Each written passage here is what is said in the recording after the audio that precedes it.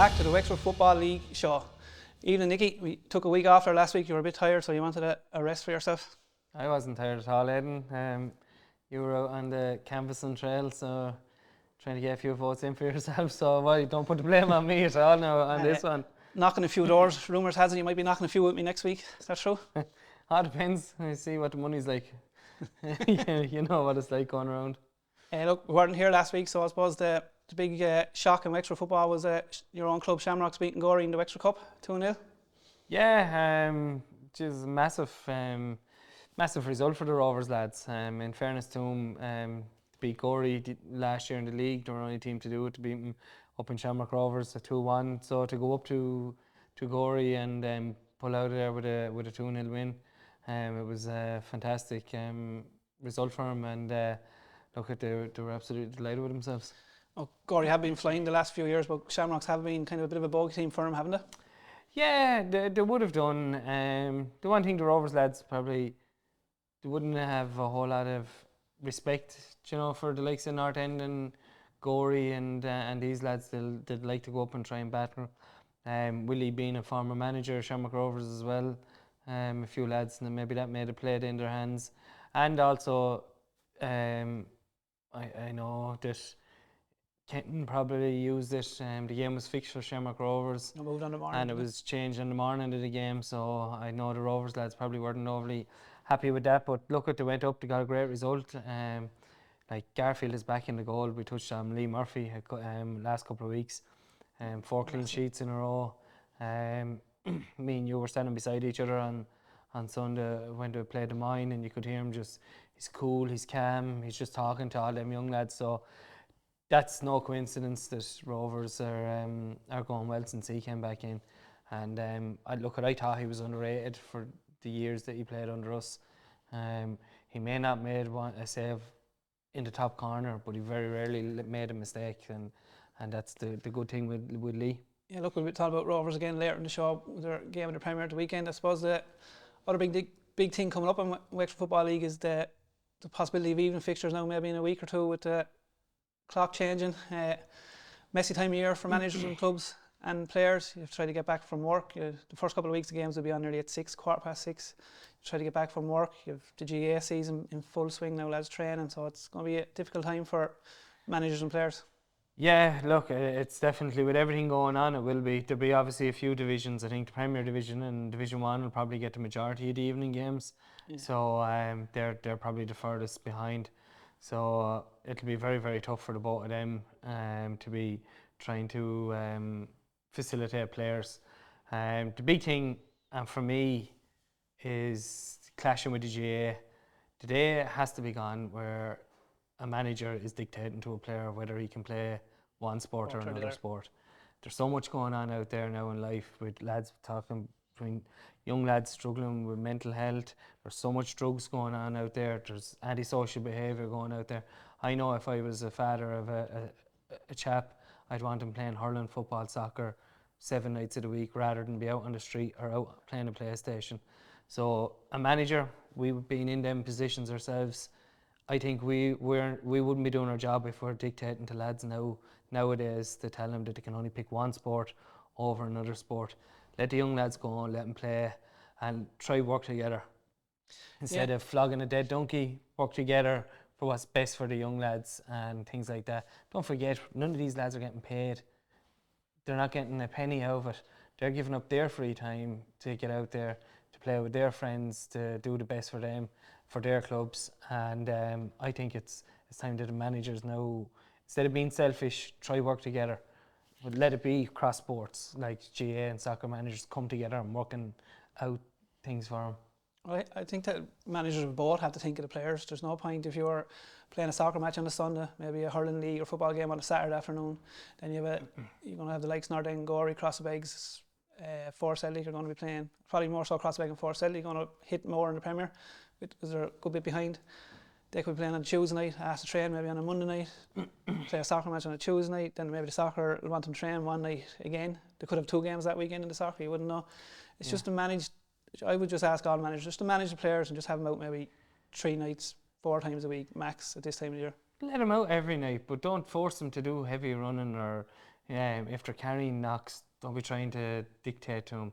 And it's even that stuff where we're talking about this, telling a lad that he can't do something.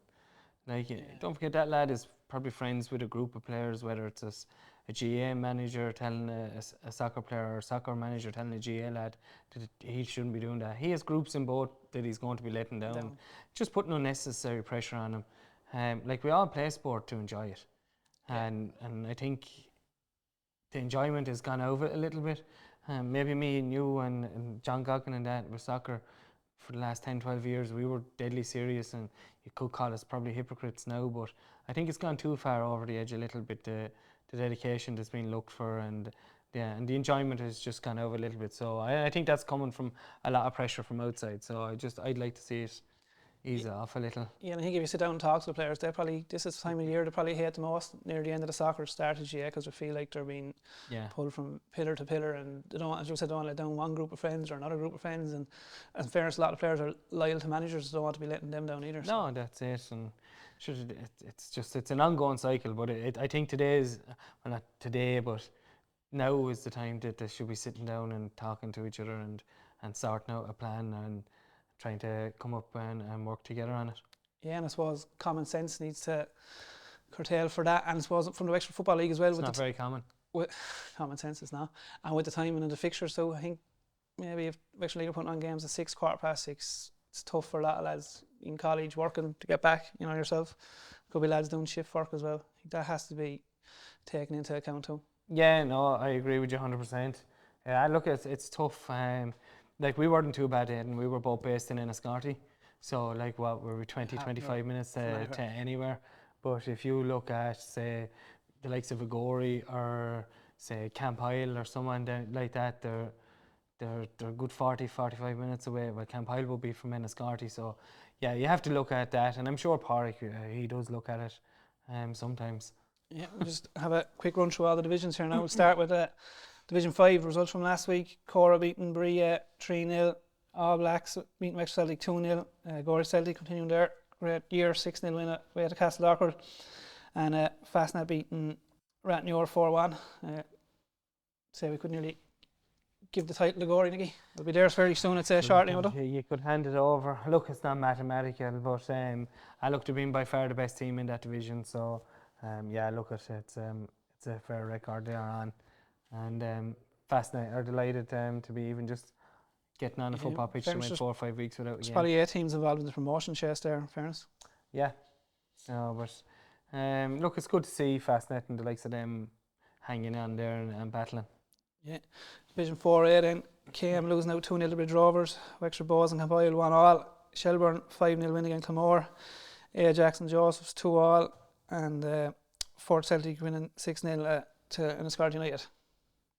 Again, Shelburne looking good on top of this themselves. Fort Celtic be 2-horse race.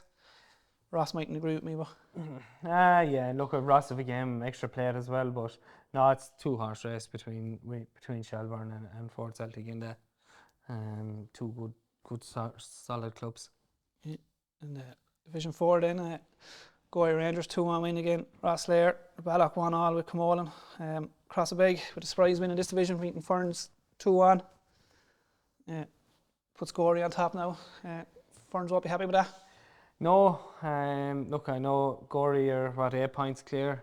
Ferns have 3 games in hand, but like Gorey have the points. Coming up this time of the year, points mean an awful lot. Games can mean very little, but yeah, look, across the big are in third position there in that table, and the Ferns will be disappointed to lose it, but. Yeah, puts Crossabeg back in the title race there. Actually, they have 3 or 4 games in hand on Gorey. So they're thereabouts. If they win them, they'll put them ahead, but you have to win those games. Yeah, it's the same for Ferns. It was a game that Crossabeg needed to win, and they got themselves back into it. And we move to 3A. Bree, great 4-1 win against Cushenstown. Cortown beating Cleely 3-0, and Enniscorthy United beating Feathered 3-0. Bunclody 4-0 against Barntown, and 3-0 Rosstown against Rosslare. Quick look at the table. That's your winner from that. Well, just that Kilteely game was actually a walkover for Cortown, so it was. But yeah, look at we've been talking about Bree quite regular because of their run in the Leinster Junior Shield. So they've been going quite well. 2 points behind New Ross with 2 games in hand. So if they pick up, I think they have to play Ross still. So if they pick up something out of that, they'll be going quite well. So look, I can't see anybody else. But Claudia maybe in a shout. 3 games in hand on Ross Town.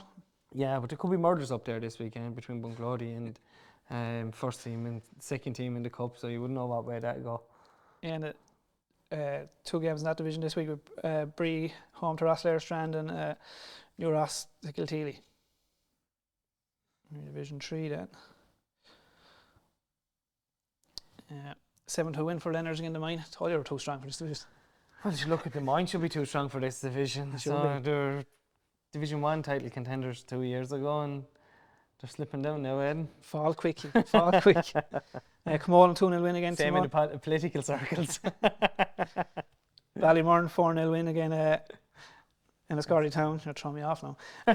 I'legate 7-1 win. I think that's 7 straight wins for I'legate. We're going well into it. And Duncannon, your club beating Duncannon 3-0. Yeah, look at I'legate are flying it there the last couple of weeks. Neil and Mac are getting a right spin out of them, but they're still in the Wexford Cup and they're still in the they're out in Neil O'Sullivan, aren't they? So yeah, they're out in Neil O'Sullivan. So yeah, they're going quite well. It's hard to see past Ballymurn and Fastnet. I know Camolan are in there with a bit of a shout, but Fastnet played 13-32, Ballymurn played 12-28, so the game in hand will put a point in it. Still have Fastnet ahead, in fairness. Yeah, look at Ballymurn have bet Fastnet twice already, so Aidan, it's quite hard to beat a team 3 times into 1 year. So once you go into that, you're going to be under a bit of pressure. Look, Camolan have a big say in it. They're not going away either, are they? No, they're definitely not going away. 2 games this week, and that'll be Timon away to Leonards and Camolan away to Duncannon. We've Division 2 then. Yeah. Wexford Celtic 4-1 winners again, Curraclaw. 4 Celtic 1-0 winners again, Wexford Bows, Kilmore 2-1 winners again, Adamstown and Ratnure 2-2 with Enniscorthy United. Yeah, I don't know which game to go to this week, whether I go to the Ratnure and St. Joseph's are playing in Ratnure, so I might go out to that or I might go to the Bunclody game, so I haven't made up my mind which one I'll go to, but look at for both clubs, that Ratnure and St. Joseph's a massive game. Kilmore have been a little bit hit and miss over the last few weeks, so it's going to be interesting to see what way they come back. It's going to be the closest division, I'd say. I'd look at it. You have 3 teams there played 12, Tom Brack with 24 points, Ratnure with 26, Kilmore 28, and then Joy's 14 and 29 points. And looked like Kilmore were going to run away with that at one stage, didn't it? Kilmore and Ratnure. It definitely did, yeah, 100%. So look, it'll be interesting to see. It's nice to see when there's 3 or 4 teams coming down to the last 5-6 games in it. Yeah, and the fixtures, as you were saying, Ratnure, Joss was a massive game in that division, and Wexford Town derby with Celtic again, Bows. Yep. In Division 1. Big week in Division 1, wasn't it? It's a strange week, wasn't it? So, like, with the results... you going to praise McFarlane now tonight? No. Sure, he should be doing that with North End's team. No, look, in fairness, on the season that Gorey were having, or North End were having, it was a surprise to draw 2-2 with Gorey, in fairness. So look at Cora drawn with Shelburne and then Ross Celtic getting bet by Rosslare Rangers. They're all they were all shocks. You wouldn't have predicted each one of the 3 teams to drop points in that, would you? There's a chance for Cora and Ross when Gorey did slip up and they didn't take it. That's definitely, yeah. So I suppose that result chances for North End kind of, I remember McFarlane telling us that he'd see themselves as one of the favourites for Neil O'Sullivan. Maybe that result could prove him right in the Neil O'Sullivan. Yeah, well, I don't know. A draw. Well, Gorey were flying and North End were struggling. Look at like North End, with the depth of talent they have down there within the club, they should definitely be looking to be up at the top of that division. I heard during the week that they were definitely going to concentrate now B team that had a meeting or something, lads are going to commit to it to make sure that they don't drop down a division. So that'll be a big help to them.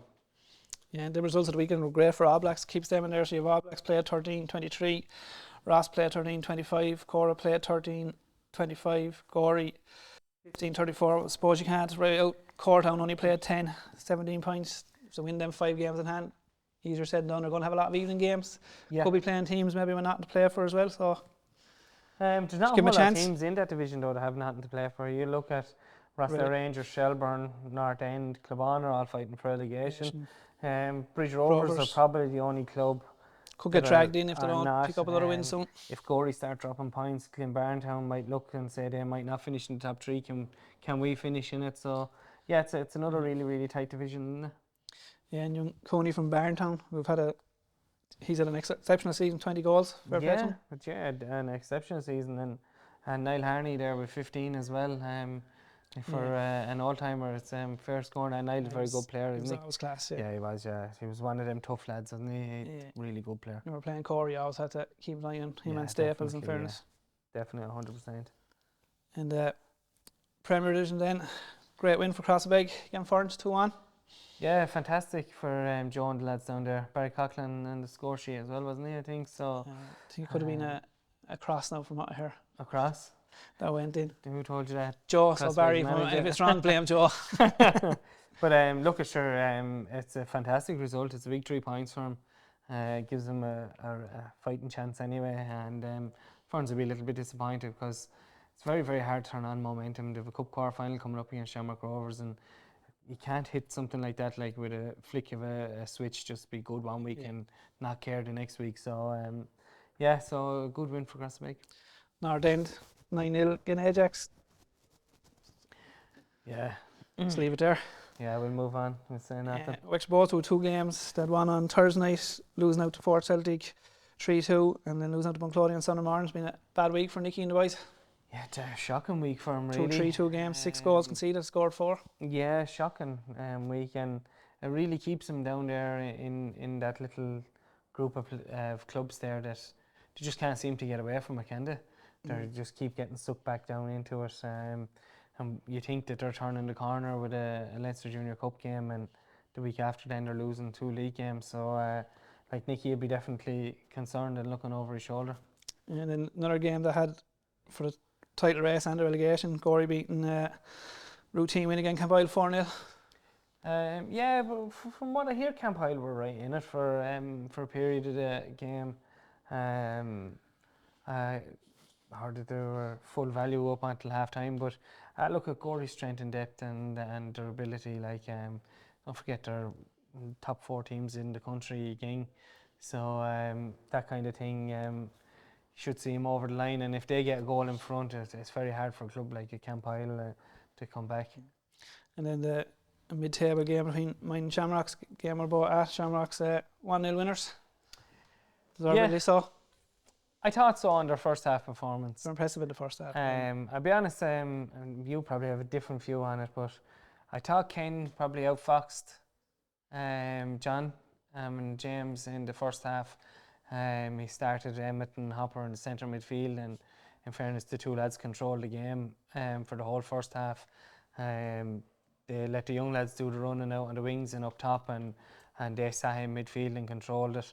They were definitely on top, like Lee Jordan, Peter, Camille, who was the other midfielder? Sean Burke. Sean Burke. They never put a glove on any of the lads. There wasn't even a tackle on any in the centre of that midfield area. You don't expect it from Peter, Camille, or Lee Jordan, you know. But I think your point is proven at half time when they switched Sean and Shoddy. I think Shoddy changed the game completely when he went into the midfield. He got a hold of the ball. Shoddy went in and put the mine on the front foot. But I thought the other change that John made, in fairness to him, at half time when he pushed Rory out into midfield, and at that stage I thought that Ken. I thought Ken should definitely went and looked for legs earlier in the game. I'd have definitely probably dropped Dapo back into midfield just to try and stretch the mine. But the mine had a few chances. There's a couple of little... should have had a penalty? No. Yeah. So Conor McCartney was diving before the ball was even The hit. only person at the game that said no. I was only 5 yards away from it. That's why I was able to say it. Actually, I wasn't. The referee and the linesman said no. And he's the most important one. So you were 50 yards away up the line anyway. You were calling for a penalty in the first half on your own. that was a penalty. The mind lads were saying it weren't. That was a penalty. So I don't know. But and if both teams will be looking to the cup, won't they, really? That's the big thing. Well, you could say that because you could look at Sean Miller and Eddie Black. The two boys were on 4 bookings and neither of them started the game. So so that was obviously telltale. But you know something, like the derby games are always 1-0, 2-1 affairs. But like, it was a bit of a tame one, wasn't it? Yeah, it was. Like it was more like a pre-season friendly for periods of it. Like there's no slapping in it anymore. There's nothing. No. Shoddy went in on 1 or 2 heavy tackles. But other than that, there wasn't another one there to match him up. It's probably not in the players that are there, though, in fairness. That was on both teams. If you Then get there's hit, you should be going back. And as I said, it's only a mid-table game too. We're looking for bigger things. Yeah. Quick look at the table. Gorey North End. Gorey on top North End on top with 11 played, 30 points. Gorey 10 played, 26 points. 2 horse race. Oh yeah, sure was all year. Relegation. The first thing I'm going to has the Wexford League made a decision yet? So every club in Division 1 and Premier will know where to stand. What's happening if Gorey finishes top 3? Send an email into Gertrude Rowland, she's the secretary. Well, I want to send an email when you were on the county board. Just give me the answer. Is there a decision made? If Gorey finish in the top 3, they can't get promoted. So that's... You have to answer my question. So is 4 players getting a playoff? Well, in my and this is in my opinion, if 4 players... There's no decision made? No, well, it's not for me to be saying what's... You're on the county board. Well, there is a decision going to be made the next couple of weeks. So there's not a decision but it might... No, probably not, Aidan. It's kind of like politics now at the minute with this. But in my mind is, if Cora Ramblers finish in 4th place and Gorey finish in 3rd, Cora Ramblers don't get a playoff. And I'm only using Cora as it because they're the 4th best team. Just because Gorey can't go up doesn't mean that Gorey or Cora Ramblers or New Ross Celtic, if they finish in 4th, finish in 4th because they're only the 4th best team. So it's simple as we shouldn't be changing a league table just to suit somebody. So for me, the 4th team shouldn't get a chance to go up. You happy with that? No, like I think the clubs involved deserve a decision. So yeah, sure, will be. Campile, Ajax gone? Oh, Ajax are gone. Campile, Crossbeg have 6 games. 4 games, yeah. So and only point behind them. So. They will struggle. Yeah, they will struggle. Campile stay in it, but yeah, sure. Looks like the 2 of them are dead rubbers. Yeah, move on then to the Quinn Jones Cup quarterfinals this weekend, I think. Yeah. Yep. Gorey Celtic, Campile. Gorey Celtic, even though division below them. Yeah, Gorey Down Celtic. in Gorey. 4 Celtic, New Ross Celtic, 2 of them on top of Division 4A. Extra time penalties. Ross Celtic. Shelbourne, Camolan. Shelbourne. Yeah. Bridge Rover, St. Joseph's, 2 out Division 4A game. St. Joseph's. Extra time, Bridge Rovers. Just to be different. Wexford Cup of 2, there's only 6 of the 8 games. The main game is off. They're all on Richie Stagg, and I think the Rovers game is off as well, isn't it? Yeah, Rovers, I think they played St. Patrick's Day, so I think they were entitled to Easter Sunday off then and that. So North End and Fastnet, which is on tonight. Imagine North End, it's in the CBS Wexford, isn't it? Yeah. Imagine North End will win that. Campile 4 Celtic would be an interesting one, would it? Yeah, Campile pedigree a few years ago in it. No, I just 4 Celtic. Yeah, I think they have their form at the moment. Probably one of the farm teams around it, fairness to them. Ferns out of Division 4 again, Kirkclaw Division 2. I think I'll go Ferns on this one. Do you? Yeah, I think I was impressed that day. After being beaten last week? Yeah, it was Crossbeg are high up that Division 2. I was impressed with them that day again, Gorey. I think Kirkclaw might slightly take it for granted. Depends on Kirkclaw's attitude. It's in Ferns as well. Yeah, well, that's true, alright, yeah. So, look, we went through Ferns players I who go are experienced. Oh, Ferns win it.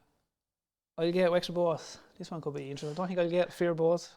Definitely we won't, especially you said they're on the run of 7 or 8 games. It's unbeaten, yeah. Bows are being very, very hot and miss. They're playing the Leinster Junior Cup semi-final, quarter-final the week Following after. week, yeah. So Might have the rise on that. Look, it's a big game for Nicky.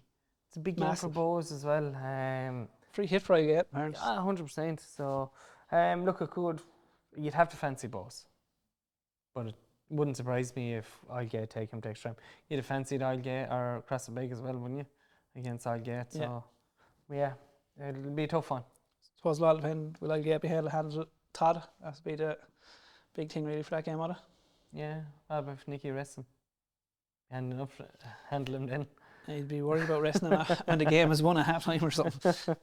St. Cormac's out of Division 4, Cortown out of Division 3. I'll go for Cormac's in this one. Yeah. I'd just tip Cortown just to get one over on the 10. Tied around the Bunclody Derby, Bunclody A versus Bunclody B. Yeah, it'll be an interesting one. I think I might go up to it. Yeah, I don't know which one to go to. I said See, there's a linesman on it. Yeah, Darren in is fairness to Bunclody, they asked for him. Nicky Finn is not going to leave any stone unturned there. Yeah, see Darren Ennis. A bit surprised Darren in on it, but yeah, look at it'll be interesting to see. Yeah, I thought maybe Bunclody B team might cause an upset here, but I think Bunclody had a great win there again, Bowes last week, so I think they'll be driving on now. I think they'll be too strong for it. It's an interesting one though for a club. It was involved in one of these. It can be messy especially if there's a couple of players on the B team that really feel they should be on the A team and not getting their chance. It can be an interesting game. You ever involved in one? No, thanks be to God. No, never.